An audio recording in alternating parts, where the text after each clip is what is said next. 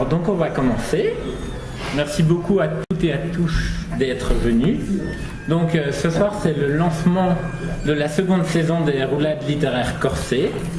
C'est la 7e roulade.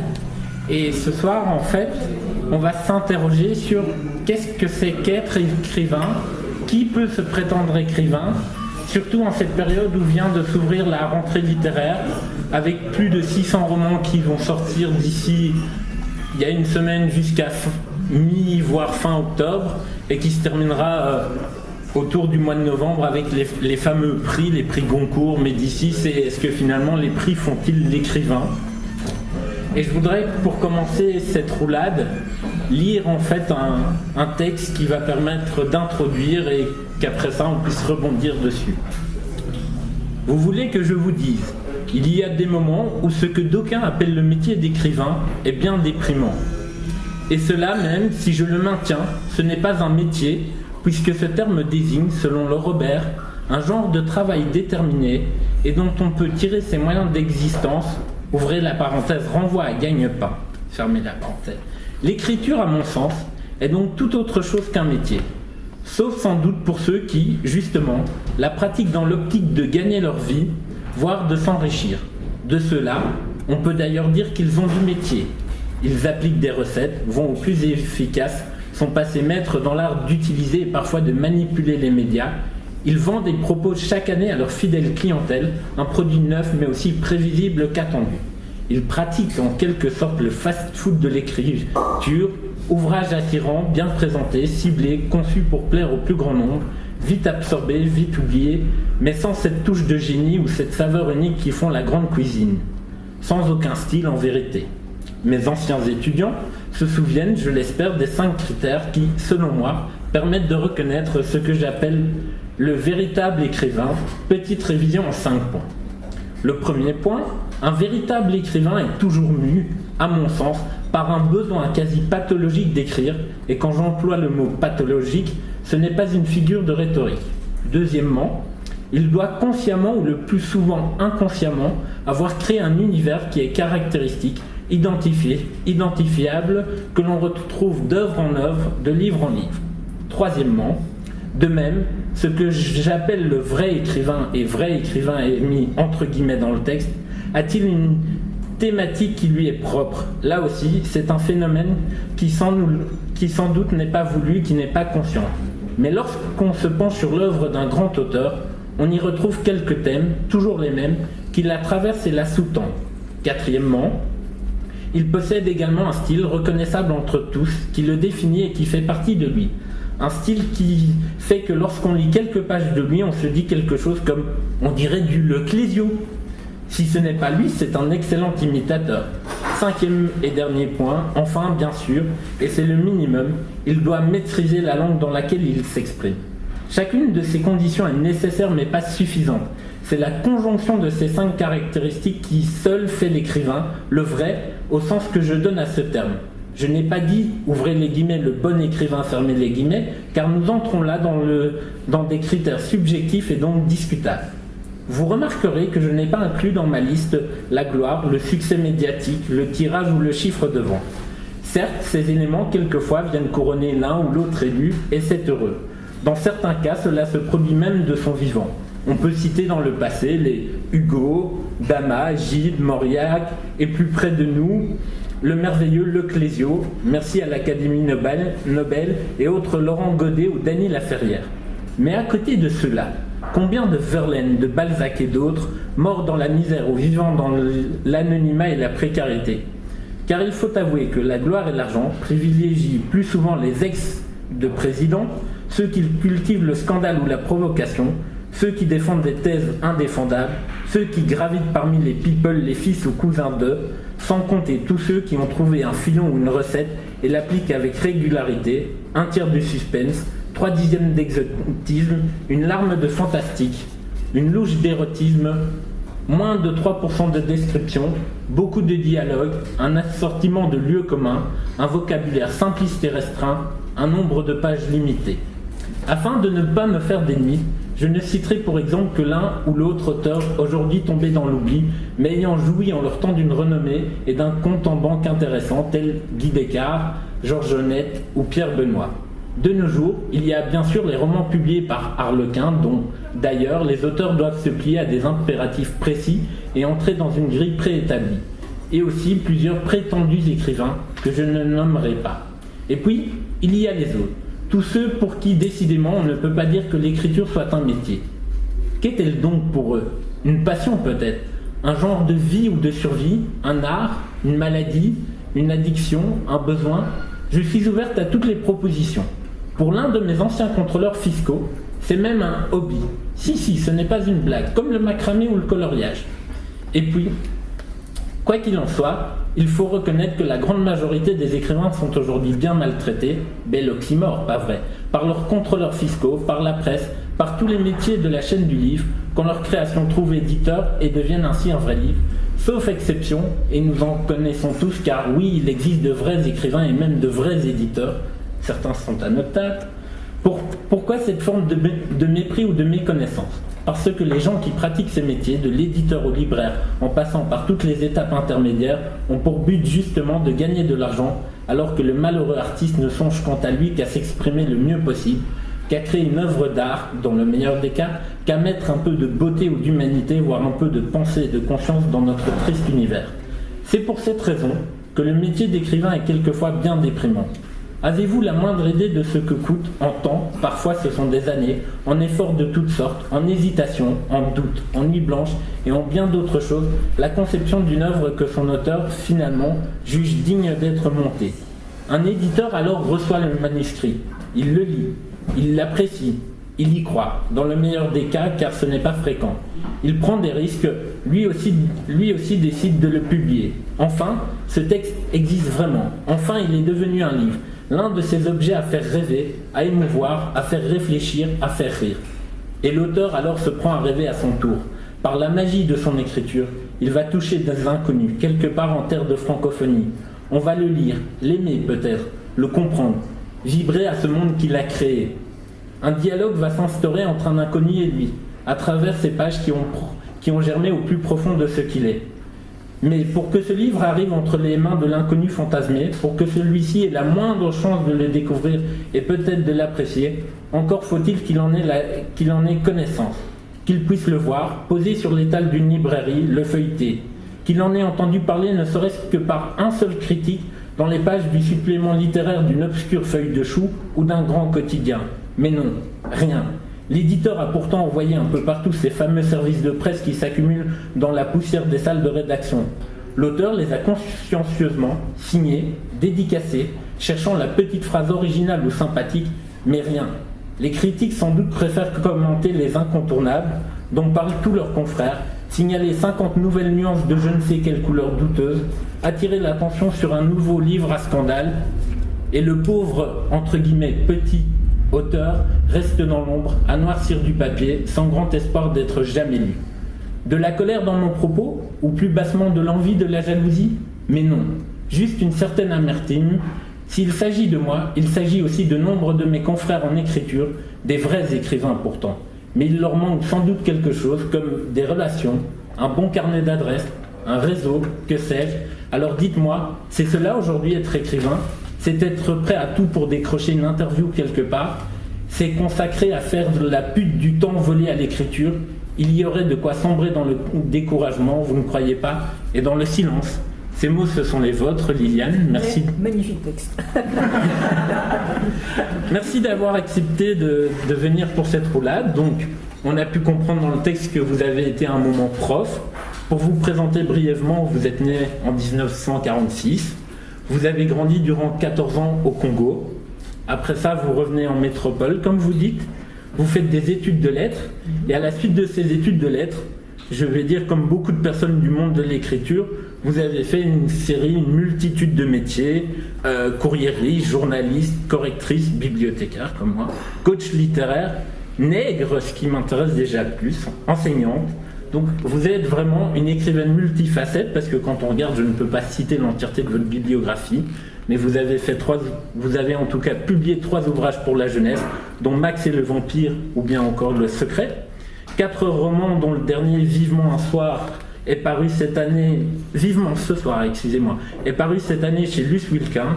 une série de recueils de nouvelles publiés aussi bien chez Méo que chez Luce Wilquin.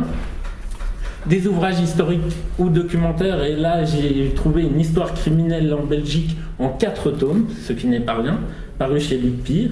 Et avec ça, il y a des divers prix et bourses tels que le prix littéraire de la communauté française de Belgique pour La Fenêtre en 1996, ou la bourse d'aide à l'édition de l'Académie royale de langue et littérature française de Belgique pour Race de Salaud. Vous avez également contribué à un bon nombre de revues et journaux, dont Marginal et Le Carnet et les Instants. Et pour finir, je dirais que vous êtes une blogueuse critique et engagée, ce qui ce soir va être intéressant. Ça me fait plaisir. Et on va commencer par se dire, finalement, si on rentre dans une librairie, on peut trouver au même endroit, à quelques mètres près, le livre de Le Clésio et le livre de Nabila Benatia, qui raconte toute son histoire en disant, en gros, vous n'en avez peut-être rien à faire, vous vous en battez les couilles, c'est pas moi qui l'ai écrit, mais vous allez quand même l'acheter, ou du moins il va vous passer sous le regard. Et étant donné qu'ils sont en librairie tous les deux, que pas loin d'ici ils ont été reçus entre guillemets chacun à leur tour avec les mêmes honneurs, qu'est-ce qui les différencie? Où se trouve l'écrivain, où se trouve l'auteur? La réponse est au début du texte que vous avez lu, donc dans les 5 critères. Déjà Nabila, elle n'invente pas grand-chose, ou alors elle ne le fait pas exprès.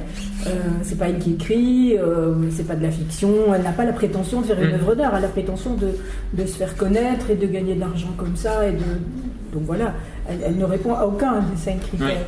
Donc voilà, Le Clésio, on le lira encore dans 100 ans, dans 200 ans, j'imagine. Nabila, ça me surprendrait. Et ces 5 critères, en fait, d'où proviennent-ils? Parce que dans votre texte, ce sont les vôtres, ce sont des... Oui, je ne veux pas jusqu'à dire que je les ai inventés tous les 5, parce que il y a beaucoup d'auteurs qui s'expriment et qui revendiquent un des critères. Le plus basique, évidemment, c'est s'exprimer correctement dans la langue dans laquelle on écrit, et croyez-moi, c'est pas fréquent. Je ne parle même pas de Nabila parce que je n'ai pas lu son chef-d'œuvre, mais moi je vois défiler beaucoup de manuscrits que j'ai entre les mains, et même des bouquins publiés parfois, qui sont publiés chez des vrais éditeurs, je veux dire, pas seulement un compte d'auteur. Et donc, ces gens ne maîtrisent pas la langue française, donc déjà, ça c'est calamiteux.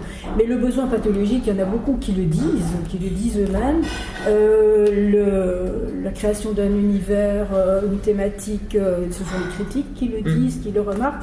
Donc je pense que ce sont des critères réels. Enfin, à mon sens, comme vous dites, ce sont les miens. Ok. Et en fait, pour revenir sur...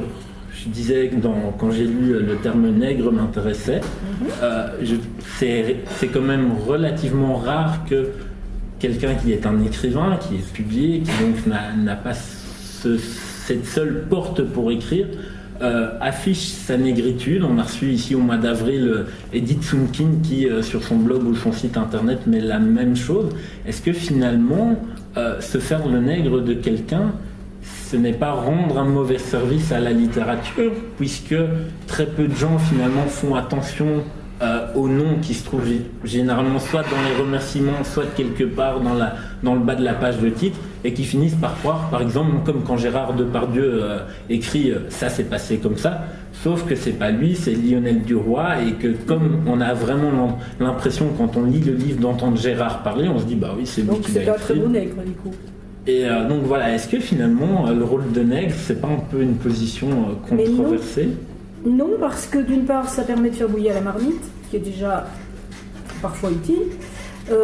D'autre part, que ce soit les mémoires de Gérard Depardieu ou de Johnny Hallyday ou tous ces livres de politiciens qui sortent maintenant, ces gens-là n'ont pas la prétention de faire une œuvre littéraire, ils ne veulent pas se faire passer pour tels, donc ils veulent jouer de leur nom, de leur notoriété, acquérir réputation, être élu aux prochaines élections, que sais-je. Donc c'est pas du tout de la littérature. Maintenant il y a d'autres types de nègres. Moi j'ai pas été nègre pour des gens comme ça, mais il y a des gens qui disent moi j'ai l'âge que j'ai vécu des choses dans ma vie, je voudrais les laisser à mes enfants éventuellement même les publier, et je ne suis pas capable de faire ça. Alors ou bien on les aide en faisant du coaching, ou bien on l'écrit à leur place. J'ai une confrère en écriture Françoise Pirard, qui fait ça aussi. Et donc, voilà, tout ça est très, très précis, un certain nombre d'heures, un certain nombre d'entretiens, sur une base de documents, et on écrit la vie ou une partie de la vie de la personne. Et au niveau, donc, parce qu'effectivement, il y a aussi toute cette thématique entre le fait que finalement, il y aurait des auteurs qui sont peut-être plus des gens, effectivement, les ouvrages politiques, scientifiques, etc., et les écrivains eux-mêmes. Est-ce qu'il n'y a pas aussi un problème au niveau de la presse qui se mélange les pinceaux là-dedans? Ça, c'est sûr. Moi, j'ai été sidérée il y a quelques années, je ne sais plus à quelle foire du livre c'était, il y avait Michel Drucker qui était l'invité d'honneur. J'ai dit, enfin, il venait de sortir un bouquin, et il était l'invité d'honneur de la foire du livre. Alors, Le Clésio était l'invité d'honneur de la foire du livre, Elie Wiesel a été l'invité. Bon, ça sont des écrivains, ce sont des gens qui ont quelque chose à dire, mais Michel Drucker, dont personne de sérieux ne peut imaginer qu'il a écrit ça lui-même. D'ailleurs, il a eu assez d'ennuis après, pour qu'on sache que c'était pas lui qui l'avait écrit. Voilà, en effet, la presse, les médias, c'est un non-sens. Le dernier, avez-vous lu le dernier Michel Drucker? Voilà. Et est-ce que, à vos yeux, on est écrivain ou est-ce que on le devient à un moment, et quel est entre guillemets le moment à partir duquel on pourrait dire cette personne-là, je vais la considérer comme écrivain, ou nous allons la considérer comme écrivain? Est-ce que ça se fait sur la publication à vos yeux? Est-ce que ça se fait sur un prix littéraire? Déjà, ça n'a pas beaucoup d'importance. Je vais vous considérer ou considérer telle ou telle personne comme écrivain. Moi, j'ai ma galerie personnelle, mon panthéon personnel d'écrivains, dont certains sont incontournables. On a compris que le Clésio, c'est Dieu le Père et le Fils et le Saint-Esprit réunis en un seul. Et puis voilà, personne ne va contester que Balzac, que Hugo, pour parler du passé. Mais ça n'a pas beaucoup d'importance de dire ça, c'est un écrivain. Ce qui est dommage, c'est qu'on laisse croire à des gens. Donc on leur dit, toi, tu es un écrivain. Et il ne suffit pas d'aligner 3 lignes. Je parlais tout à l'heure, il ne suffit pas de gratouiller de la guitare le soir au coin du feu pour dire « Ah, moi je suis musicien ». Non. Voilà, et je chante sous ma douche, qu'est-ce que tu fais dans la vie? Je suis chanteuse. Non, je chante de temps en temps quand je suis de bonne humeur, c'est tout. Par contre, l'écriture, il y a des tas de gens qui croient vraiment et on leur laisse croire, et c'est ça qui est, je dirais, presque cruel à leur égard. Il y a maintenant, j'ai trouvé un site sur Internet tout à l'heure, un logiciel qui vous permet d'écrire un roman. Je dis, c'est génial ça, comment n'y ai-je pas pensé avant? Donc des choses comme ça. Il y a aussi des sites qui vous disent en un clic, publiez votre roman. Donc il n'est pas relu, il n'y a pas d'éditeur qui passe derrière, vous envoyez votre manuscrit qui est totalement, qui est peut-être bon, mais qui est peut-être très très très mauvais. Et voilà, vous avez votre nom sur la couverture d'un livre, je suis écrivain, vous avez vu. C'est pas honnête pour le présumé écrivain qui rêve peut-être, et le public s'y perd. Le public qui va dans les librairies et qui voit le livre de Nabila, le livre d'un grand écrivain à côté, un livre publié peut-être à compte d'auteur ou dans ces maisons d'édition. À la foire du livre, vous avez des stands entiers de ces éditeurs qui ne sont pas des éditeurs, qui sont des éditeurs d'Internet. Et donc le chaland, le chaland qui passe, j'allais dire, mais ça c'est autre chose, dit tiens, ce livre-là, ça a l'air bien, il le prend, il ne se rend pas compte que c'est pas un vrai livre. Donc il y a du prix sur la marchandise. Donc c'est ça qui est dommage. Et vous, l'écriture, elle est venue comment? Oh là là.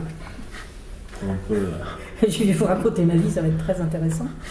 Elle est venue, comme disait ma mère qui est décédée il n'y a pas longtemps, c'est grâce à ton père. Et c'est vrai. Comme tous les enfants, mon père me prenait sur ses genoux et me lisait, il ne me racontait pas, il me lisait des histoires. Et je ne savais pas encore lire ni écrire. Donc je devais avoir quelque chose comme 5 ans. Et je trouvais ça tellement magnifique que j'ai dit, moi plus tard je fais des livres comme ça. Donc ça remonte loin quand même. J'ai mis un peu de temps, mais voilà. Oui, parce que vous publiez à partir du début des années 90. Oui, disons que j'ai une vie un peu remplie. J'ai été mariée, j'ai eu des enfants, j'ai eu un métier. Donc il faut du temps aussi pour écrire sérieusement. Ah oui, c'est quelque chose qui prend beaucoup de temps.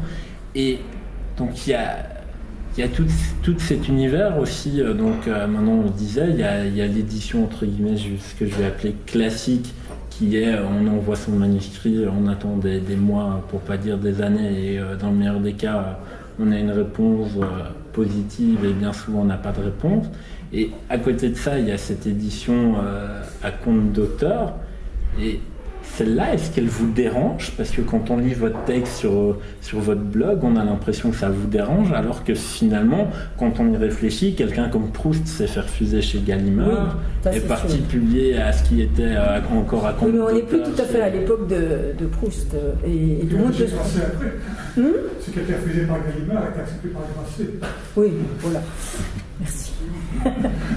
Voilà. Mais pour un Proust qui n'est pas reconnu par... En fait, c'est André Gide qui l'a refusé. Oui. Mais honnêtement, il l'a refusé parce qu'il a lu quelque chose... Je me suis souvent demandé si je ne l'aurais pas refusé, moi aussi. Parce que c'est un passage où Proust dit que la tante, je ne sais plus comment, a des vertèbres sur le front. Je dis, bon, moi, vous me faites lire ça. Je lui ai dit, non, revois ta copie, c'est pas possible. Donc, on peut comprendre que Gide l'ait refusé. Mais voilà, il aurait dû lire davantage, évidemment. Mais on n'est plus du tout à cette époque-là. Maintenant, il y a beaucoup plus de gens qui écrivent que de gens qui lisent. Ces gens qui écrivent, ils lisent pas, la plupart d'entre eux. Et donc, c'est une espèce de reconnaissance sociale. Ah, moi, je suis écrivain, vous avez vu, j'ai écrit un livre, 2 livres, 3 livres. Et puis ils vendent ça à leur grand-mère, à leur cousine, et ils tapissent leur grenier, leur cave avec ça. C'est triste aussi. C'est triste. Et c'est franchement de l'escroquerie. Hein. Les gens qui vous disent publiez votre livre en un clic ou payez et vous serez édité, il n'y a pas de diffusion, aucun journaliste sérieux, aucun chroniqueur ne parlera jamais de ces livres-là. Jamais. Et ils s'en sont fait une religion, ils ont décidé que non, et on peut comprendre. Et donc, on vous fait croire à monts et merveilles, et ça ne servira à rien d'autre qu'à en mettre sur vos étagères. Il y a autre chose. Oui, parce que être édité est une première étape, mais après, il y a tout le problème de la diffusion. Et que c'est vrai que si on est chez un éditeur de moindre taille, ça tombe déjà moins que sur les entre guillemets. Et si vous êtes chez un éditeur sur Internet ou à compte d'auteur, c'est encore beaucoup plus simple, il n'y a pas de diffusion. Donc il n'y a pas de diffusion. Vous allez vous promener. Ah oui. Moi, j'ai eu un collègue qui avait publié comme ça chez un compte d'auteur. Et donc il se promenait avec sa pile de livres et il allait chez Libris encore à l'époque. Voilà, est-ce que vous voulez bien? Mais non, monsieur, non, on ne fait pas ça sur nos rayonnages. Et donc voilà. Et donc j'ai lu dans un article qu'il y a à peu près un Français sur 3 qui actuellement écrit. Espère un jour pouvoir se prétendre écrivain s'il ne se prétend pas déjà écrivain. Est-ce que vous qui évoluez dans ce milieu-là, vous sentez la notion du fantasme de la personne entre guillemets normale pour devenir écrivain? Oui, est-ce que ça fait encore fantasmer? Oui, ça fait fantasmer et c'est très très très bizarre parce que je comprends pas qu'on fantasme là-dessus. C'est pas la gloire assurée comme si on est une starlette de cinéma ou un chanteur à la mode ou que sais-je. Donc je ne comprends pas pourquoi les gens fantasment là-dessus. Mais c'est vrai qu'ils fantasment. Et ils ont l'impression, je sais bien que mes étudiants, moi je ne me vantais jamais auprès de mes étudiants que j'écrivais des bouquins, mais certains le savaient parce que sur Internet on trouve tout. Et donc c'était tout. Ah, vous avez écrit des livres, mais vraiment, mais comme si subitement ils voyaient apparaître la Sainte Vierge. Je dis mais oui, et alors? Donc oui, il y a encore cette espèce d'aura bizarre et je ne comprends pas. Ça non, je ne comprends pas. Je comprends que les gens qui adorent la littérature comme moi aient rêvé en lisant fantasmant sur tel ou tel auteur qu'on a aimé quand on était plus jeune. Mais parce que le fantasme se fait peut-être. Il y a plusieurs vitesses en fait dans la passion de l'écrivain. Il y a ceux qu'on voit à la grande librairie, qu'on voit partout, qui ont vraiment une grande couverture médiatique et qui, entre guillemets, ne se soucieront quasiment jamais de la peur de la fin du mois à devoir boucler et que la seule chose qui ont, entre guillemets, les fait peut-être un peu craindre, c'est le fait de pouvoir boucler à temps le manuscrit pour qu'il sorte à la rentrée littéraire ou comme chaque année à même date. Le Clésio, quand il a eu son prix Nobel, il était bien content de l'avoir, mais il était quand même couvert de dettes. Hein. C'était le Clésio quand même. Donc, on peut être un très grand écrivain et avoir des problèmes de fin de mois. Il ne faut pas écrire pour devenir riche, ni pour devenir célèbre. Ah oui. D'ailleurs, je le répète, pour moi, c'est une pathologie.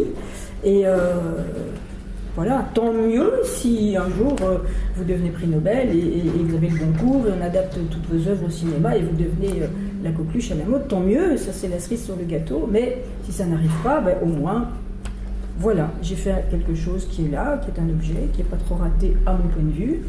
Et voilà.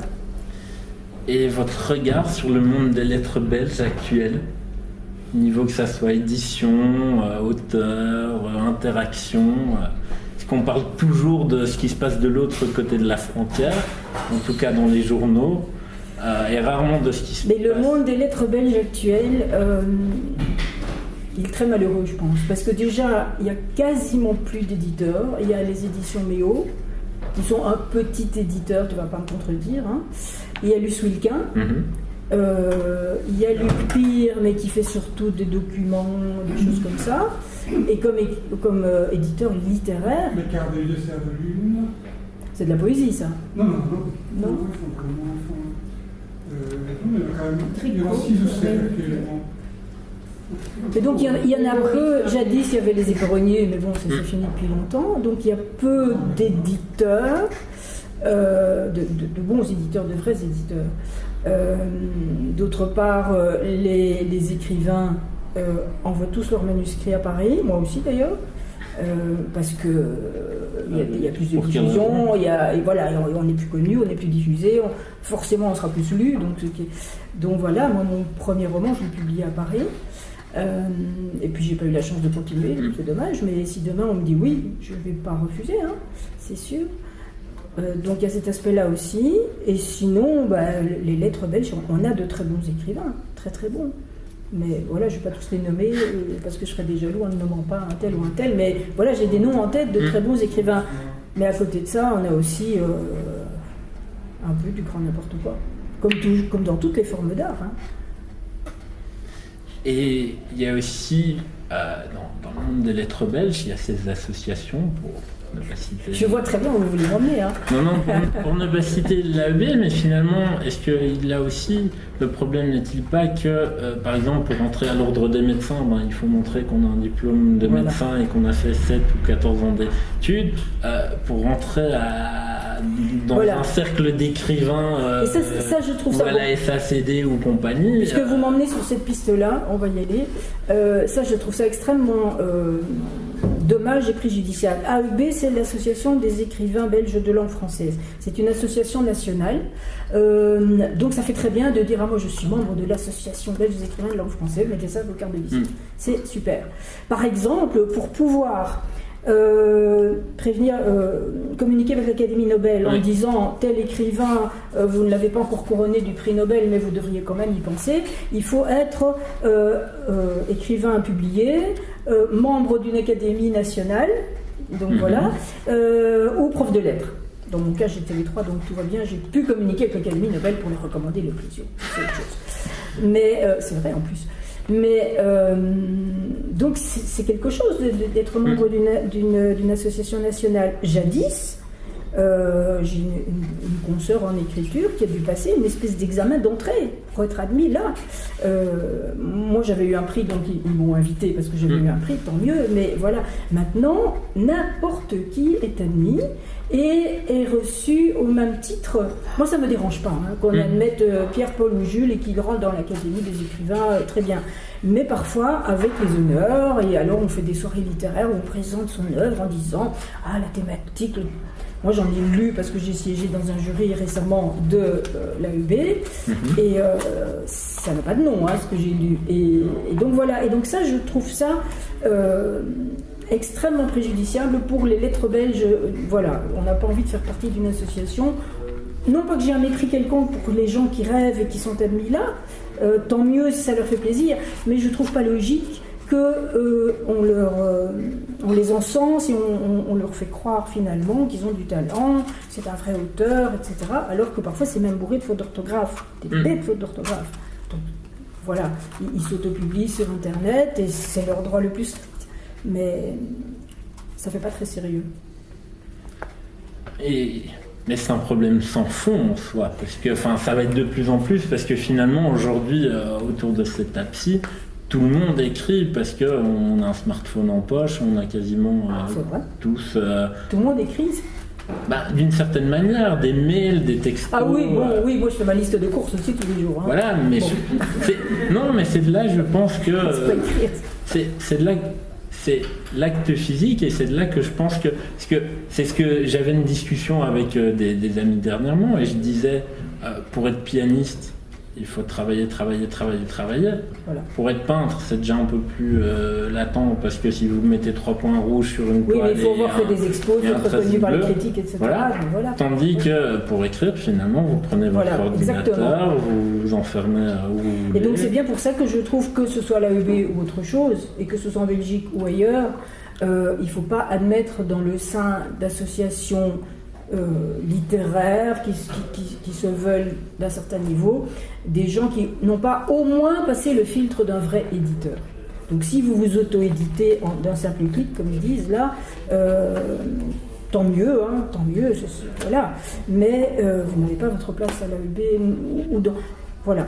Et l'incident sur lequel vous vous appuyez, je pense, j'ai eu énormément de réponses privées. Et parfois de personnalités du monde littéraire de haut niveau qui vont dans mon sens et qui disent c'est un problème de fond, il faudrait qu'on mette ça sur la table, mais ça ne s'est pas passé comme ça, c'est autre chose, mais voilà. Donc c'est sûr. Voilà. Il y a aussi... Donc, parce que finalement, je vais dire, de pouvoir déterminer qui est vraiment écrivain ou pas, Il y a déjà le filtre d'un éditeur. Vous avez été C'est accepté par un éditeur digne de ce nom, c'est-à-dire pas un qui fait du compte d'auteur, pas un qui sévit sur Internet et qui ne lit même pas n'importe quel manuscrit, clique, c'est bon. Voilà. Il faut passer par le filtre d'un éditeur qui vous lit, qui dit c'est bon, mais il y aurait ceci à retravailler, ou qui dit écoutez non, retravaillez sérieusement et amenez-moi votre deuxième, ou qui vous dit même n'apportez jamais un deuxième parce que franchement vous n'êtes pas fait pour ça. Ça c'est un vrai éditeur. Et ça c'est un filtre. C'est un peu l'examen d'entrée en somme, n'est-ce pas? Oui, j'allais dire peut-être un avis à J'ai partager. quand même un bémol pour la poésie. Ah oui, la poésie c'est autre chose. Il y a très peu d'éditeurs de poésie. Il y a d'excellents poètes qui se sont auto-édités. Oui, je ne parlais pas du tout de la poésie, ça, c'est sûr. Donc, d'après ce que vous dites, on a l'impression qu'à la FNAC, toutes les piles de livres qu'il y a, c'est tout des choses lisibles. Or, il y a des trucs qui valent rien, il suffit de les ouvrir, qui ont été publiés chez des vrais éditeurs. Moi, c'est pas le critère déterminant. Oui, mais quand vous dites des choses qui ne valent rien... Qui ne valent rien. Ça, c'est subjectif. D'accord, c'est écrit, les phrases sont construites normalement. Mais ça, c'est subjectif. Ça, c'est déjà le minimum, ça, je suis bien d'accord, mais... Moi, je disais toujours à mes étudiants... C'est là, pas une valeur littéraire. Quand mais ça, il y en a des tas qu'on lit, ils sont publiés. Oui, mais ça, c'est subjectif. Oui, mais... Parce que la différence parfois avec ce que non, dans mes 5 critères les là, fautes, oui, les fautes, ça c'est l'éditeur est en tort, l'éditeur doit déjà engager un correcteur. Voilà. Si vous ne savez pas vous exprimer en français déjà, mais dans ce qui est publié et qui vous semble nul, moi aussi, hein, ça m'arrive de lire des livres et de me dire mais enfin. J'aime pas. Ok. Mais ne pas plus loin que la deuxième page. Voilà. C'est pas lisible. Dans les 5 critères. Il n'y a pas le critère de la subjectivité. Je disais toujours à mes étudiants, je ne nommerai pas les personnes auxquelles je pense, mais certains auteurs confirmés, publiés dans des grandes maisons, pour moi, c'est un vrai écrivain, parce qu'il rentre dans les 5 critères.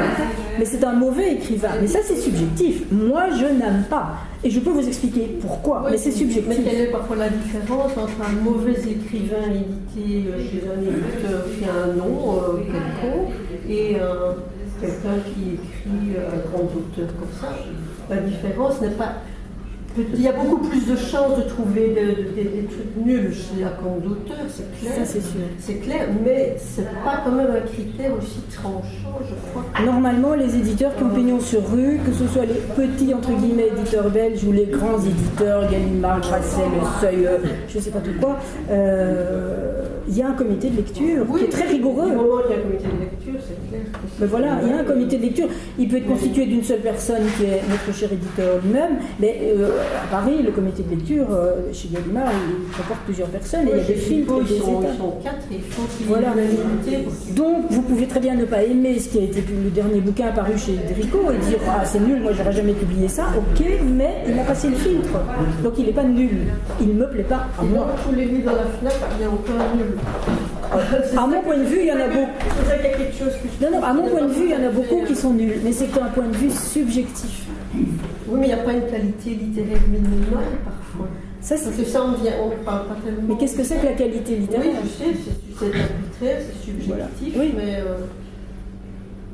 Non, mais des auteurs que je publie, que Liliane n'aime pas du tout, d'autres qu'elle aime bien, bon, Voilà. c'est logique ça. Oui, mais ça, je suis d'accord, Ça mais fait partie de- il y a. Bon. Enfin, je sais pas, quand je vois les piles qu'il y a parfois des trucs. Oui, mais dans ces piles, vous avez. Je me dis, mais ça a été publié. Oui, mais dans ces piles-là, vous avez Ma vie avec mon poisson rouge, Comment m'écrire en 12 leçons.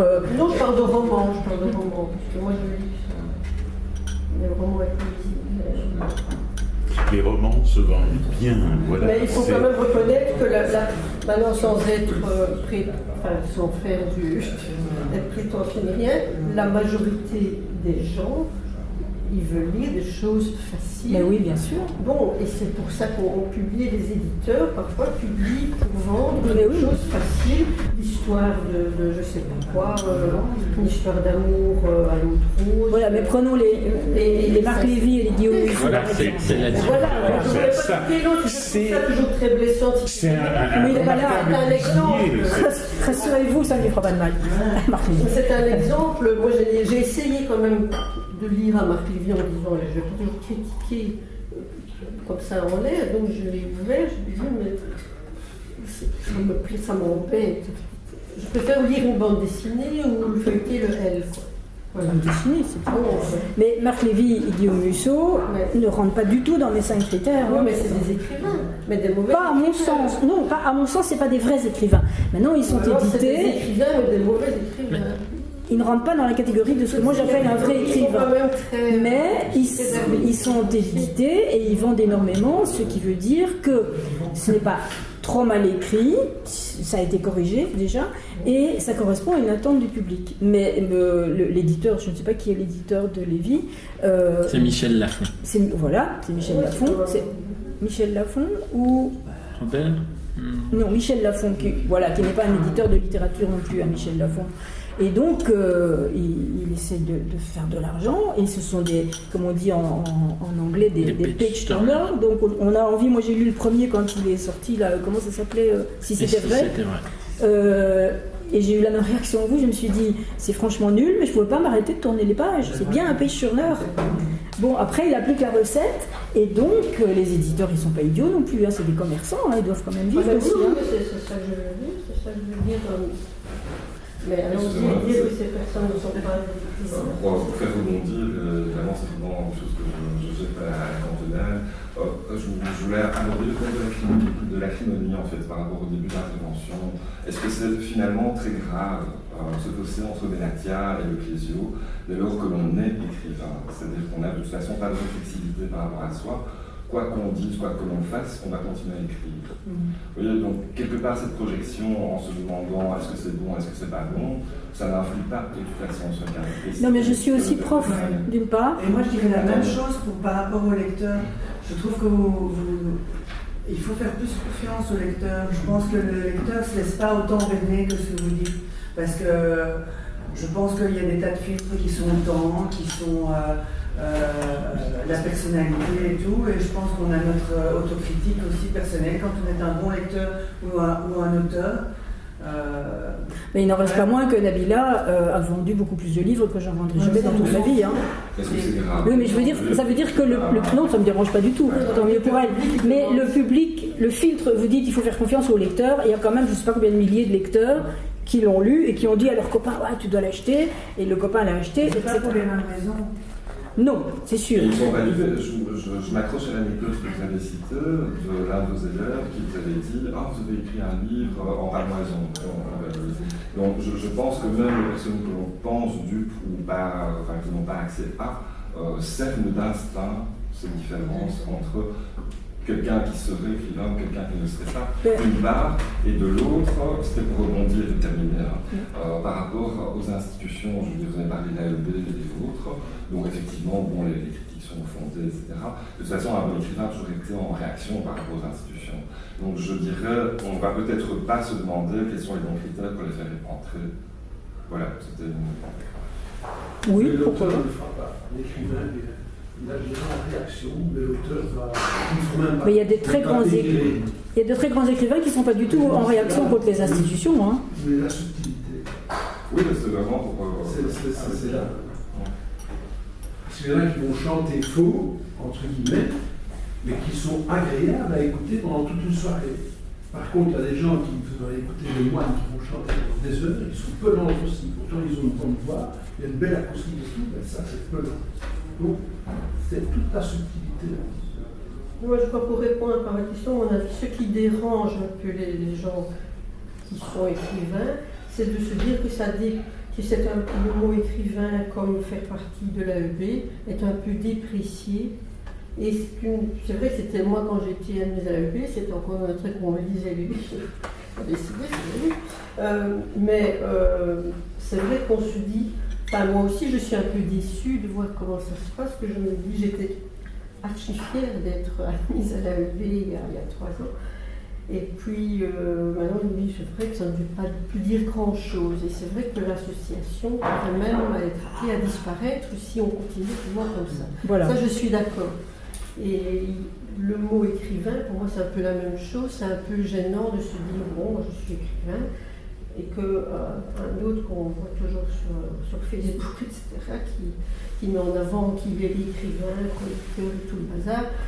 Et on se dit, mais ça gêne un peu, on côtoie le n'importe quoi et ce n'est pas très valorisant. Je pense que c'est ça qui dérange un peu. Je l'ai dit, écrire, Mais en soi, c'est pas pour être valorisé non plus. Non, voilà. Mais voilà. Mais écrire, c'est plusieurs trucs. Et c'est écrire. Moi, au début, quand j'écrivais, pour moi, je me disais, tout ce qui m'intéresse, c'est écrire. Et puis, je me rends compte que j'aime quand même bien présenter, faire vivre les livres, recevoir des recensions. Hein, oui. Bon, tout ça, c'est aussi une reconnaissance. Moi, je dirais quand même une petite définition. Je ne sais pas si ça a vraiment été dit comme ça. Un critère pour être écrivain, c'est être lu par un cercle de lecteurs qui dépasse largement les connaissances et la famille, qui est déjà une chose, et même être un peu reconnu par ses pairs. Enfin, moi, c'est comme ça que je les ressens. Par ses vrais pairs. Oui, voilà, par d'autres écrivains. Il a fait des tableaux extraordinaires. Il y a son frère qui les aimait. Il n'y a que lui qui les a regardés. Et c'était un peintre extraordinaire. Donc voilà, moi je trouve que pour un auteur c'est pareil.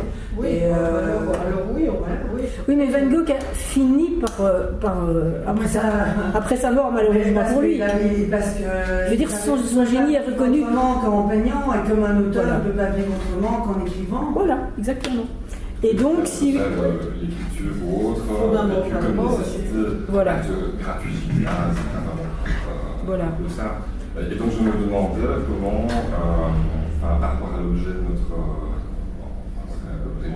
entretien, etc., est-ce qu'il était bien utile de développer une forme d'acrimonie par rapport à ça? Oui, effectivement, on peut développer une médiocalité, oui, je veux dire, un auteur, il trace sa route. Non, il y a une forme d'acrimonie dans l'article du blog qui a été cité tout à l'heure et que j'ai écrit sous l'effet d'une certaine acrimonie. En effet, au moment où Nabila a été reçue en grande pompe, c'était chez Filigrane. Chez Filigrane, c'est ça.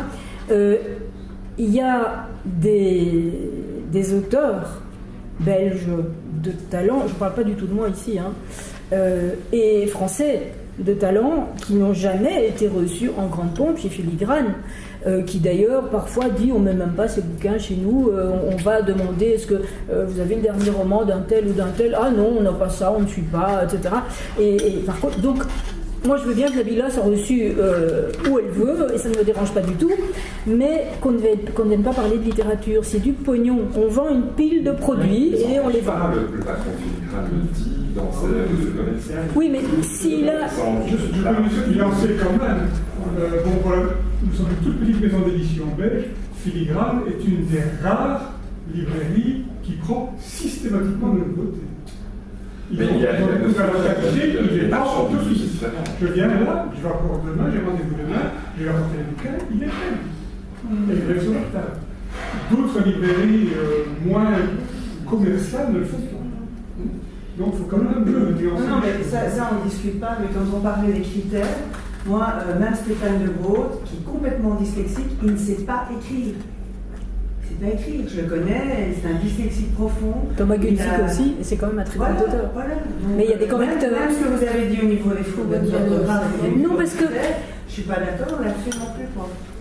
Thomas Gunzig, par exemple, qui est dyslexique aussi et qui a une orthographe épouvantable, se fait corriger. Déjà, il se fait corriger par des proches, des gens, des amis, et il passe le filtre d'un éditeur qui a, je suppose, un correcteur professionnel et qui voilà. Mais Thomas Gunzig a un style et les phrases qu'il construit sont correctes. C'est pas bourré de. Oui, et Stéphane Demois est génial dans cette Voilà. association. Donc c'est pas l'orthographe qui me dérange. Il arrive à le faire. L'orthographe, Et lui, il a c'est complètement- l'éditeur qui est en tort. Et Nabila n'a rien compris à son dialogue avec elle quand il était chroniqueur. Oui, Et en il effet. est extraordinaire. C'était très drôle ça. Donc les critères, moi je pense qu'il faut s'en méfier très fort. Non, mais le critère de l'orthographe, c'est pas l'auteur, c'est l'éditeur qui ne peut pas laisser passer quelque chose comme ça. Mais je pense à Thomas Gunzig en l'occurrence, et pas Stéphane de Groot parce que je ne l'ai pas lu, c'est vraiment un bon auteur, il a un vrai style, il a un univers, il écrit correctement, la langue française, à part l'orthographe, est excellente. C'est pas du jargon, c'est pas bourré d'erreurs de construction de phrases, il n'y a pas de répétitions toutes les 3 lignes. Il sait ce que c'est qu'écrire un texte. Et puis l'orthographe, bon, ça, il n'en peut rien, et il a des correcteurs, il y a des gens, c'est le métier. Hein. Donc voilà. Je pense que c'est un critère très important. Justement, Mais- tout ce que vous venez de dire jusqu'à présent. Parce qu'encore une fois, celui qui ne se plie pas à vérifier l'orthographe, à vérifier son style, je suis désolé, alors ça reste un auteur de quelque chose. Oui. L'écrivain a un autre statut sur le monde. Je fais des chroniques de beaucoup d'auteurs, je fais quelques chroniques de quelques écrivains. Et je vous assure, Mais il y a aussi pour l'écrivain le souci d'avoir vraiment le souci entre guillemets pour avoir l'espoir d'être lu, d'avoir une médiatisation. On peut prendre le cas de, par exemple, Alain Cadéot qui a publié Zoé au Mercure de France. Donc c'est un éditeur classique, il a passé les barrières classiques. Et puis arrive le moment où sort son livre, et tu me contredis si je me trompe, l'attaché de presse n'est plus en capacité de le faire, et il se retrouve publié chez Mercure de France, qui est une grande maison, avec finalement la personne qui n'est pas là pour le connecter vers les interviews papier, vers les interviews radio. Et moi je vois bien, je suis bibliothécaire, finalement ce que les gens viennent nous demander, c'est ce qu'ils voient à la grande librairie, Tout à fait. c'est ce qu'ils entendent sur la première, c'est ce qui se trouve dans le mat du soir, dans la libre culture. Et finalement, c'est pas. Marc Lévy et Guillaume Musso sont beaucoup lus, peut-être parce qu'ils plaisent d'un côté, mais parce que c'est finalement. Enfin, c'est eux qui peuvent se permettre de s'acheter un panneau Jean-Pierre Déco là, pendant Ouais, c'est sûr. 15 jours. Et Mais le problème de la presse à l'AEB, justement, avant que je la quitte en claquant la porte, il y avait eu une soirée, c'était encore Renaud Denuy qui s'était occupé de ça, qui avait fait venir, il avait organisé une soirée débat avec notamment des journalistes et des chroniqueurs littéraires. Il y avait Van Troyen, il y avait, enfin bref, voilà. Et ces gens-là l'ont dit à ce moment-là, et je l'avais déjà entendu par ailleurs, on commente les livres, les 4, 5, 6 livres qui sont parus cette semaine, qui ont été commentés dans les autres médias. Si Le Monde en a parlé, Le Figaro va en parler. Si Le Figaro en a parlé, la Libre Belgique va en parler. Si la Libre va en parler, Le Soir doit en parler. Et donc, il y a peut-être 15 livres dont tout le monde parle, pour de bonnes ou de mauvaises raisons, parce que le dernier Amélie Nothomb, il faut en parler, le dernier Marc Levy, il faut en parler, et puis vous avez les 590 autres, dont vous avez parlé tout à l'heure, que personne ne lit, et dont personne ne parle, parce que ce sont des auteurs inconnus, ou des auteurs... Bon, évidemment, si c'est un truc de scandale, 50 nuances de gris, ou des choses comme ça, ok, mais sinon... Le travail des rédactions limite fortement aussi. Bon, quand tu compares les pages littéraires du soir aujourd'hui, et quand on a commencé il y a 20 ans, le MAD avait 4 fois plus de pages littéraires que maintenant. Tout à fait. oui. Et d'un autre côté, il y a tout le côté blogging qui a fait une explosion. En gros, les blogs disent la même chose que ce qu'ils disent dans la presse. Et puis, bon. Mais Monique Vernusson me disait encore, elle a droit dans la Libre à une critique par semaine et le livre ne peut pas avoir plus d'un mois. Voilà. Voilà, donc c'est un critère pour qu'elle ne pas déroger à ce critère-là. C'est un de la direction d'un livre. Et donc les pauvres petits auteurs, entre guillemets. Ils sont quatre chroniqueurs. Enfin, si chacun a la même chose. Mais bon, ça n'empêche pas d'écrire. Hein. Ah, mais parce que en bibliothèque, c'est entre guillemets le même problème, parce qu'on est sur des budgets de plus en plus restreints. Et donc finalement, c'est toujours la question, doit-on acheter les grandes têtes de figure, Amélie Nothomb pour le coup, David Fuenkinos et compagnie, enfin les 20-30 qui entre guillemets vont faire la rentrée littéraire, alors qu'en soi ça fait 40 ans qu'ils font la rentrée littéraire et que certains courent toujours derrière le Goncourt, ou est-ce qu'on doit prendre le parti pris de se dire en tant que bibliothécaire, on est là pour montrer des auteurs moins en vue, moins connus, parce que finalement, moi je vois mes lecteurs, qu'est-ce qu'ils aiment aujourd'hui? Ils aiment ce qu'ils entendent à la grande librairie, et alors ils aiment beaucoup ce nouveau phénomène qui est le livre où il est mis roman dessus, et puis on interview, dès la première interview, l'auteur dit « Oui, mais c'est ma vie, hein. Mais on a juste mis roman dessus parce que mon éditeur m'a dit si tu mets roman et qu'on se tape des procès, on pourra dire qu'il est mis roman, et donc c'est une œuvre fictionnelle. Si on met récit, c'est beaucoup plus compliqué, ça veut dire que ça a quelque chose de véridique. Et donc là, pour le moment, mes lecteurs, c'est ça qu'ils aiment bien. Et au détour d'une conversation, souvent lorsque Michel voit ce type d'activité d'automatisme, vous avez la possibilité de leur faire découvrir autre chose. Étant entendu, je crois que clairement, on n'est jamais une proposition. Pourquoi faudrait-il penser que tout le monde va bien évidemment se tourner vers le talent, que tout le monde va mener une vie bonne au sens philosophique, etc. Et c'est le chaos. Ça, je crois qu'un écrivain le sait, le sent. Je vous suis en conversation. C'est incroyable quand vous jonglez avec écrivain et auteur, vous nous rejoignez chaque fois. Et vous voulez modifier l'idée, vous employez le mot écrivain, mais lorsque vous parlez de la personne qui écrit, vous parlez auteur. Vous voyez, même dans vos conversations, subtilement, vous faites une différence entre écrivain et entre auteur. Et c'est ça, un petit peu, ce qui... Mais j'ai fait une petite... C'est vraiment un petit peu à énerver madame un jour, c'est qu'on a fait une confusion que tu sois auteur égal écrivain, que tu sois écrivain égal auteur. Non. Et quand je vous entends parler, monsieur, je pense, rejoint ce que je ressens moi, dans votre conversation, vous parlez d'auteur, vous ne dites jamais l'écrivain, non. Oui, c'est-à-dire qu'évidemment, je vous rejoins par rapport, mais j'ai l'impression que c'est une querelle d'estime, que ça ne mérite pas vraiment de débats institutionnalisés qui vont faire péricliter en définitive cette... L'écrivain est au-dessus de sa hauteur, oui. Voilà. Les écrivains, ils sont pas là, il va écrire, c'est une fois. Mais je me suis amusée avant de venir à chercher des références. Et j'ai chez moi le Littré de 1863, en 4 volumes. Alors j'ai été voir, du 1863, l'écrivain c'est 1. Celui qui écrit pour d'autres. Et 2. Un homme qui compose des livres. Synonyme auteur. L'auteur est plus général qu'écrivain. Il se dit de toute composition littéraire ou scientifique, en prose ou en vers, mais écrivain ne se dit que de ceux qui ont écrit en prose des ouvrages de belles lettres. Si on le dit des autres, c'est qu'on a la pensée fixée sur leur style. Et il donne comme exemple, Descartes est un auteur de livres de philosophie et de mathématiques, mais c'est aussi un écrivain. Donc il y a la notion de beauté et de style, ça c'est dans un vieux Littré. J'ai trouvé une citation de Montaigne aussi, qui dit, donc Montaigne quand même c'est encore plus ancien que le Littré, il devrait y avoir quelque coercition des lois contre les écrivains ineptes et inutiles, comme il y en a contre les vagabonds et fainéants. L'écrivaillerie semble être quelques symptômes d'un siècle débordé. Montaigne quand même, 16e siècle. Donc j'aurais pu l'écrire aujourd'hui cette affaire-là. J'en ai d'autres. Hein. Mais donc la notion est dans le jugement, comme il dit, si on le dit des autres, le jugement sur le style, c'est-à-dire la beauté. Parce que ça, je viens de lire Nothomb, écrivain à la porte, elle n'en peut l'écrire. Et pourtant, certains lui reconnaissent un univers. Ah mais, alors je ne voulais pas la citer tout à l'heure, mais je disais toujours à mes étudiants, l'exemple parfait de mes 5 catégories, c'est Amélie Nothomb. Parce qu'elle rentre dans les 5, sans l'ombre d'un doute, elle a un univers, elle a un style, elle a une thématique, elle manie quand même la langue française correctement, et elle a un besoin plus que pathologique, ça c'est sûr, mais pour moi, ce n'est pas un bon écrivain. Mais ça, c'est subjectif, parce que je réagis comme toi.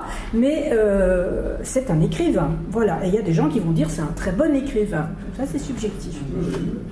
Moi, si je lis, c'est pour me relaxer. Et Quand je commence, j'ai envie de bâcler.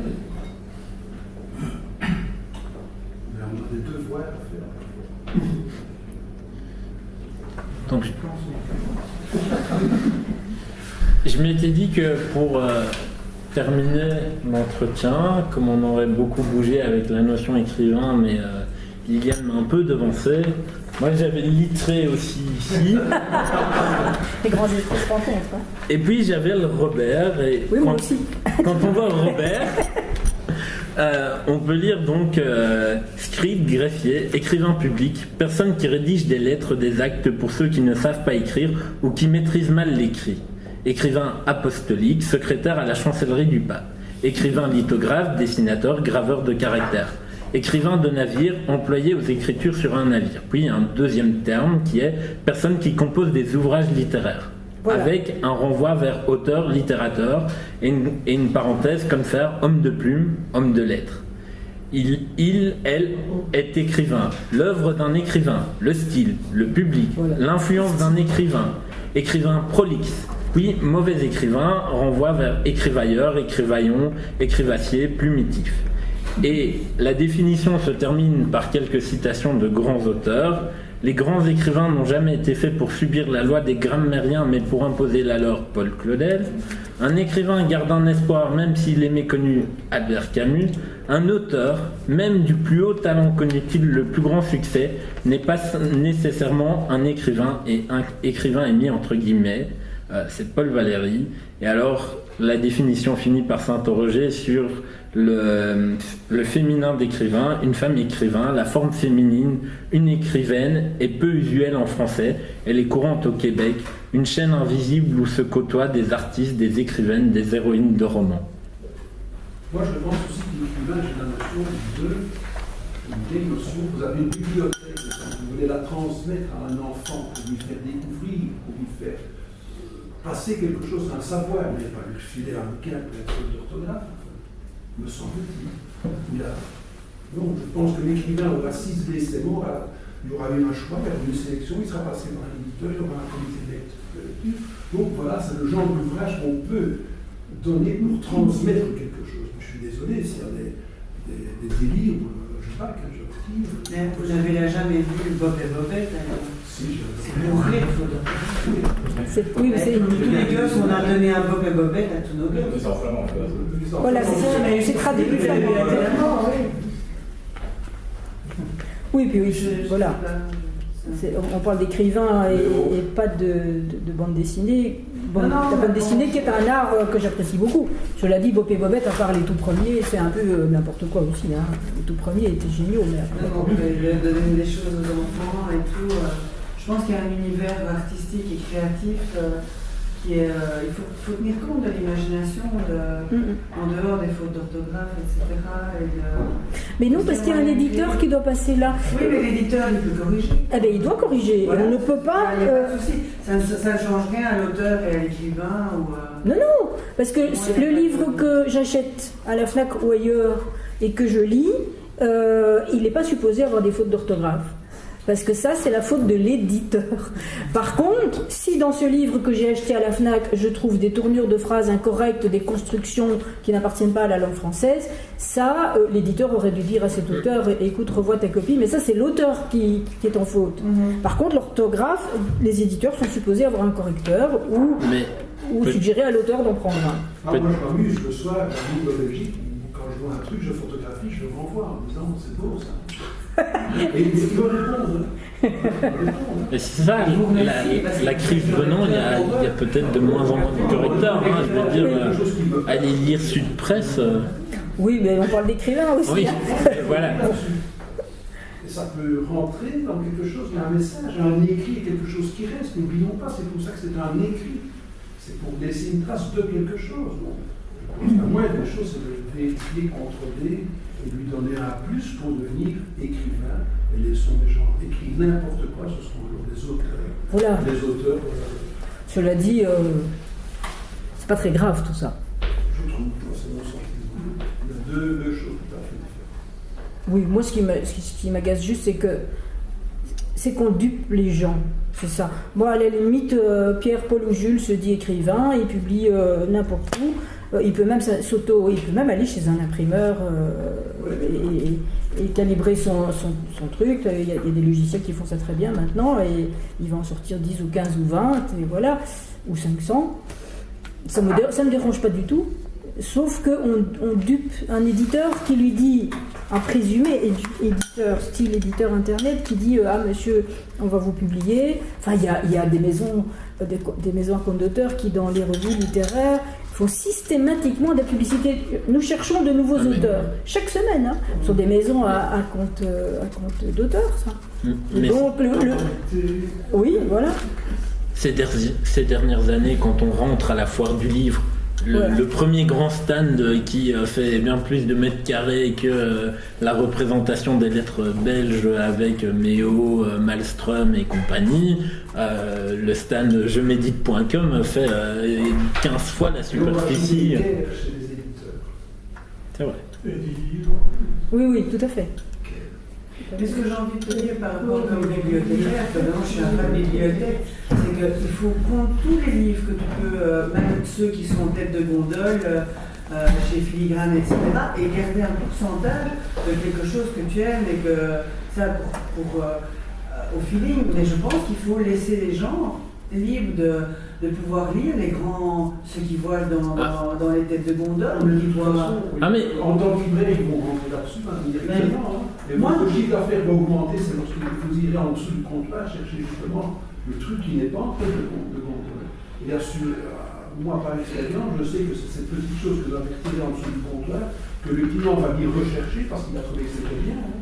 Mais seulement les trucs qu'on parle partout, ils vont le prendre. D'ailleurs, il y a des études qui se font maintenant avec des tablettes. Il faut voir maintenant le nombre de bouquins qui sont, commencés en lecture, et les autres qui sont purement et simplement abandonnés. Il y a des gens qui achètent du marqué vite, qui mettent en bibliothèque, qui ne le lisent pas. Seulement, je dois acheter du marqué. Maintenant, on voit ça avec les tablettes. On voit que vous avez été jusqu'à la page 38, par exemple. Mais ce que vous dites, moi je pense que ça s'adapte beaucoup plus à Leclésio qu'à Lévy, parce que tout le monde finit Lévy. Vous l'avez dit vous-même, vous ne savez pas vous arrêter. J'en ai lu un aussi, j'ai pas acheté le deuxième. Ah non, Musso, là je suis pas allée au bout, ça c'est impossible. Ça c'est même pas du français, ça, non, ça c'est impossible. Je parle même pas du sujet, parce que quand j'enseignais, donc mes étudiants pouvaient lire ce qu'ils voulaient, et moi du moment qu'ils lisaient, j'étais déjà très contente. Donc, et je lisais ce qu'ils lisaient.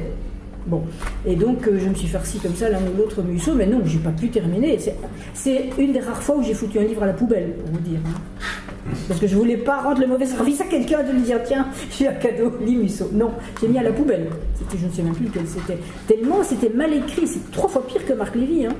Mais c'est un peu comme les séries télévisées, il y a du suspense, il y a du sexe, il y a de l'exotisme, il y a New York, il y a des fantômes, enfin je ne sais pas tout quoi. Et donc il y a tous les ingrédients, quand vous faites une recette de cuisine, hein, 1/3 de ceci, 2/3 de ça, vous touillez, le goût est plus ou moins acceptable et les gens aiment ça.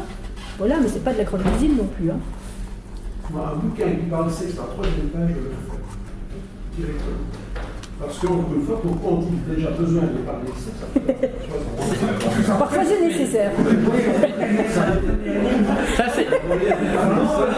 Moi, si c'est pas la première ligne, C'est vrai ce qu'il dit. Hein. On pourrait faire ça dès la première page, ce serait encore mieux. Il y a certainement des auteurs qui l'ont fait dès la première, dès l'incipit du livre. Sûrement. Pour répondre sur le choix des livres en bibliothèque. Voilà, nous on est entre guillemets budgétisé par la Fédération Wallonie-Bruxelles, qui a de moins en moins d'argent, c'est pas un secret de le dire. Et donc on doit trouver effectivement le compromis qui va être j'achète les grandes têtes de rayon, qu'elles soient de qualité ou pas, parce que comme Liliane l'a dit, Amélie Nothomb est une écrivaine. Après, je connais des gens qui la trouvent excellente. Je connais des gens qui la trouvent moins bonne. C'est le même concept, on prend un même auteur de chez Albin Michel, il y a Didier Van Cobblard. Quand on regarde, j'ai essayé avec les 5 critères, ça fonctionne plutôt pas mal. Mais les premiers de Didier Van Collaert, c'était des chefs-d'œuvre. Hein. Voilà. Mais après, ils rentabilisent. Mais comme je dis toujours, le problème de Didier Van Collaert, c'est qu'ils lui ont donné le Goncourt sur son plus mauvais livre. Ah non, c'est le meilleur.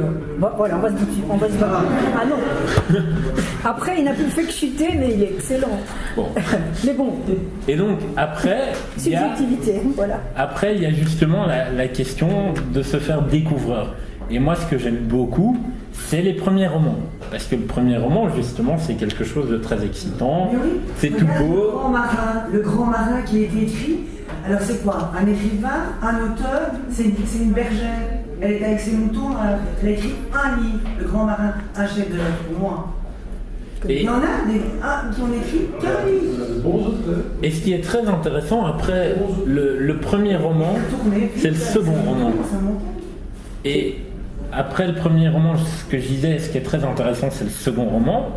Je ne vais pas donner de nom, mais j'ai eu un auteur belge entre les mains dernièrement. Premier roman, vraiment, je trouvais ça pas mal, porté de promesses, d'espoir. J'ai eu le second livre entre les mains. Voilà, c'est la désillusion totale. On se demande presque où est passée la plume entre-temps. C'est Donc, peut-être subjectif aussi. On n'était pas d'accord sur Voilà. Van Collaert, voilà. Il y a une dose de subjectivité là. C'était qui? C'était publié, et bien pourtant, c'était publié par La Voix normale, entre guillemets, éditeur classique. Ce n'était pas de je clique trois fois et mon livre sort dans la copieuse. Donc c'était chez Wissulka, chez Millot ou chez Kerr ou chez... Et il y a, je sais pas si c'est français ou belge, il y a Zélige aussi. Ah oui, Zélige, oui, tout à fait. Ouais. C'est français. Mais ils ont une collection belge Oui, Vent du Nord. ils ont une collection belge du Nord. Voilà. Ah, il y a le mois prochain, on a Michel Torkens avec son recueil de nouvelles Papa. Bon, je suis au milieu, mais c'est relativement, moi je trouve, très bon. Et il y a déjà le clin d'œil, je trouve assez incroyable, d'avoir une préface faite par le papa d'Amélie Nothomb, alors que tout le monde se battrait pour avoir une préface faite par Amélie. Lui, c'est bon, j'ai une préface du papa, la fille. Bah, de toute façon, il y a marqué Nothomb, hein. Voilà. Ah, voilà, Je pense que les choses qui l'énervent en général sont les préfaces. Les préfaces signées de quelqu'un d'autre dans un bouquin, ça m'énerve. Parfois, quand il y a 4 ou 5 pages de quelque chose, Mais- je ne vais pas acheter le bouquin pour la préface. la préface, Moi, j'ai acheté des bouquins pour la préface. Quand Leclésio fait une préface, j'achète, hein. j'allais dire, C'est mon point de vue. Hein. la préface en soi, elle est encore construite. Nous, en littérature française, c'est pas encore énormément développé, mais aux États-Unis, c'est l'écrivain qui dit lisez ce livre. Moi, je l'ai lu, je me suis amusé à fond dans ma piscine, dans ma villa à 3 milliards de dollars. Il faut lire ce truc-là. Ce qu'on n'a pas encore ici. On n'a pas encore vu Amélie Nothomb aller recommander le dernier Marc Lévy. C'est les récits, moi j'ai fait travailler après, non, ça Moi, j'ai quand même vu un bandeau sur un livre qui était pas mal du tout avec le nom d'un auteur qui, il était marqué, cet auteur-là offre, quand il doit offrir un livre, il offre celui-ci. Et ça a marché.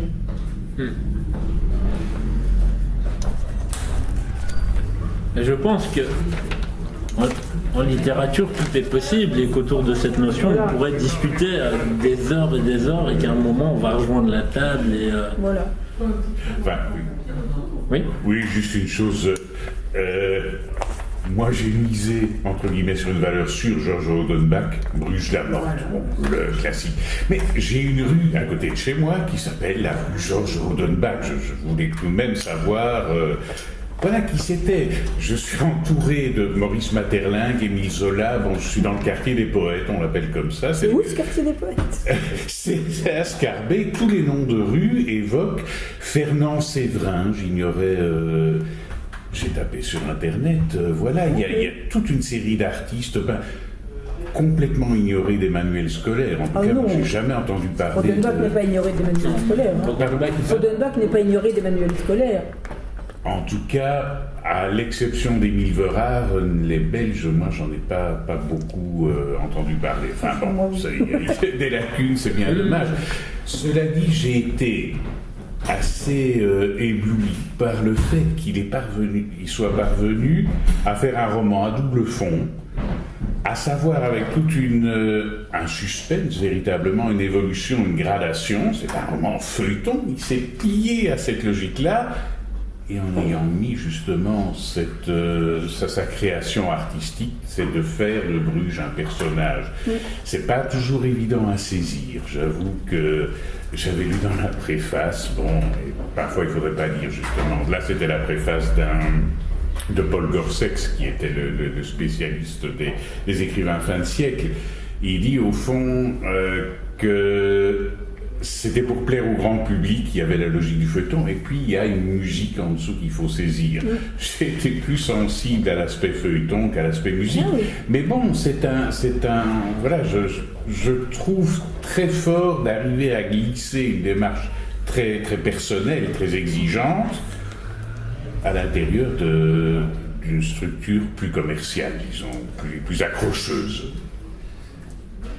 Je trouvais ça intéressant. Mais les contraintes, c'est toujours positif, hein, les contraintes. Oui, d'accord. Me semble-t-il. Parce qu'écrire une histoire d'amour en 5 actes et en alexandrin, c'est une fameuse contrainte, hein. Mais qu'est-ce que ça donne comme chef-d'œuvre? Autre question, qu'est-ce qui pousse un auteur à faire partie d'une association d'écrivains? Je vais dire comme madame, quand ça m'est arrivé, mais c'était il y a beaucoup plus longtemps, j'étais très fière, on est venu me demander, waouh. Mais voilà, ma fierté n'a pas duré très très très longtemps, et maintenant je n'en fais plus partie. Parce que je connais des auteurs qui ne sont pas dans ces pays. Complètement. Et d'ailleurs, c'est amusant parce que au moment de l'incident auquel on faisait allusion, j'ai reçu énormément de courriels d'auteurs, dont beaucoup me disaient ceci me conforte dans l'idée que jamais je ne ferai partie de ce genre de trucs, etc. Voilà, mais... Moi, je pense que le typiquement pour lui foutre la paix, il est dans son grenier, il descend dans sa famille, il entend que sa femme a fait des études dans les casseroles, mais il écrit. Il passe des heures à écrire, il est dans son nuage, il gratte des papiers, et de temps en temps, après le troisième appel, il descend. Donc, je pense que le type qui est plongé dans son travail, on n'a que faire d'essayer de s'accrocher à ce genre de truc. Je crois que ça fait vrai, quand même, des très grands auteurs qui passaient leur temps dans les milieux littéraires, parce que l'histoire du groupe, c'est quand même pas mal. Mais nous sommes là à une autre époque. Là, c'est le tambour qui fonctionne. On a besoin de ce tambour pour se faire connaître. Mais à l'heure actuelle, est-ce que l'AEB... Non, l'AEB, non. L'AEB ne fera rien connaître à personne. Ça, c'est sûr. C'est pas la même époque. Ça, c'est fini, ça. Par exemple, quand j'allais à Sarajevo, j'allais à l'Union des écrivains à Sarajevo, parce qu'il y avait un resto, un bar, je rencontre les écrivains, ils se rencontrent là, en dehors, enfin, très régulièrement, ils vont manger, là, etc. On est encore dans une autre Il y a une autre vie, Oui, c'est pas comme chez nous ici. Il faut pas oublier qu'on est déjà coupé en 3 ici. Bruxelles, Et les germanophones. C'est vrai. On va peut-être aller à la fin de l'entretien, et donc je vais vous laisser les mots de la fin. Vous pouvez raconter ce que vous voulez. En 5, 10, 15 minutes. Eh bien, je vais vous raconter le jour de ma naissance. Si vous voulez que je vous raconte. Mais je ne vais rien vous raconter, mais j'ai pêché des citations pour ne rien vous cacher. Je travaille pour le moment à un dictionnaire des citations qu'on trouve... pas le dictionnaire qu'on trouve nulle part, c'est les citations qu'on trouve nulle part. Donc c'est des citations que je récolte au fil de mes lectures, etc. Et donc je suis retournée dans mon manuscrit qui est toujours en chantier depuis ouf, et j'ai trouvé plein de citations, justement, j'ai cherché un peu. Et donc, je vais vous en lire quelques-unes, comme l'a fait François-Xavier tout à l'heure. Jacques de Decker, en 1998, dans Le Soir. Et l'on s'avise que les écrivains servent peut-être d'abord à célébrer la langue dont ils sont dépositaires. Donc voilà. Joël Dicker, La vérité sur l'affaire Harry Quebert, qui est quand même un pur chef-d'œuvre, hein, soit dit en passant. Le jour où écrire donnera un sens à votre vie, vous serez un véritable écrivain.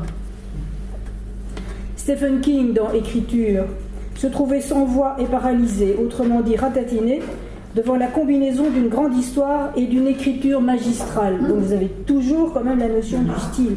Est une expérience indispensable à la formation de tout écrivain. Traduction, lisez avant de vouloir écrire. Hein. Patrick Rougiers, l'écrivain ne peut pas vivre sans écrire. Voilà le truc pathologique. Et Didier Van Coelaert, La littérature doit être un divertissement pour le lecteur, pas pour l'auteur. L'écriture amateur, ça me gonfle. Voilà, c'est Dylan Collard qui l'a dit, c'est pas C'est moi. d'ailleurs lui qui a dit dans Corps étranger, il y a deux vraies écoles dans la vie, écrire et baiser. Et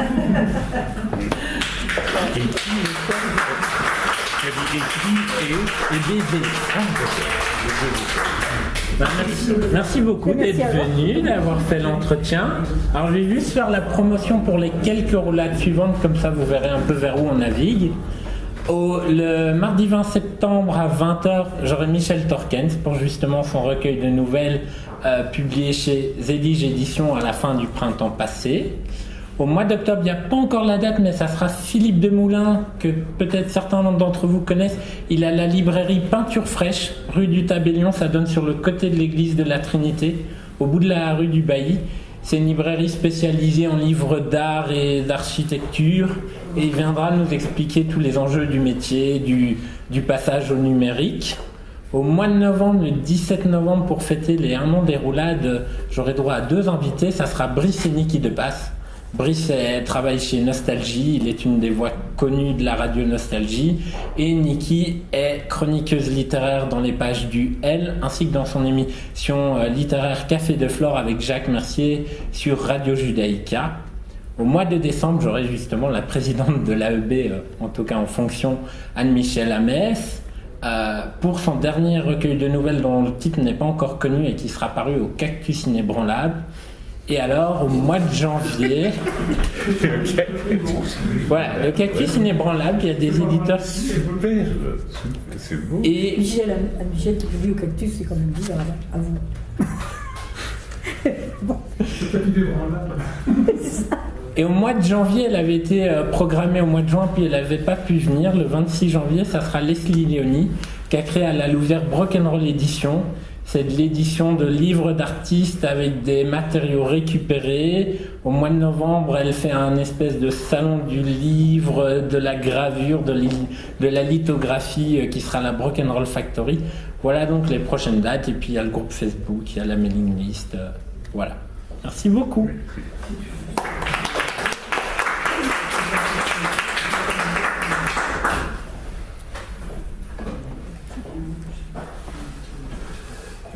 On va retourner sur la table.